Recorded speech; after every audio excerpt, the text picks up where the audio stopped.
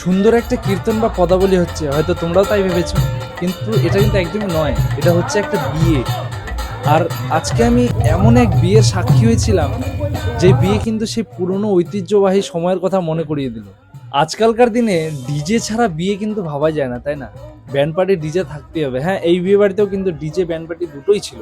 তবে এরকম বিয়ের মণ্ডপ ঘিরে এত সুন্দর কীর্তন, কীর্তনের সাথে হরে কৃষ্ণ নাম নিয়ে নিজেকে সমর্পণ করে দেওয়া, আর সাথে এত সুন্দর যজ্ঞের সাথে যে বিয়েটা সম্পূর্ণ হলো, এরকম বিয়ে আমি প্রথমবার উপভোগ করলাম। এর আগে আমি কখনো দেখিনি। যেরকম তোমরা দেখতে পাচ্ছ, এরকম সুন্দর হরে কৃষ্ণ নামের সাথে এত সুন্দরভাবে নাচছে, আর সাথে রাধা গোবিন্দের নাম নিয়ে দিদিও কিন্তু খুব খুশি, আমিও খুব খুশি। হ্যাঁ, আজকে আমার বন্ধু জয়ের দিদি, মানে আমার দিদির বিয়ে ছিল। তো বিয়েতে আমি প্রথমবার মানে এরকম টাইপের একটা উপলব্ধি হবে আমি ভাবতেও পারিনি। আমি ভাবছিলাম হ্যাঁ, হবে একটা ভালো বিয়ে, হচ্ছে গ্রামীণ বিয়ে, যেরকম করে হয় ডিজে ডিজে বাজি হবে, কিন্তু আমি ভাবতেও পারিনি যে এত সুন্দর একটা সময়ের আমি সাক্ষী থেকে যাব।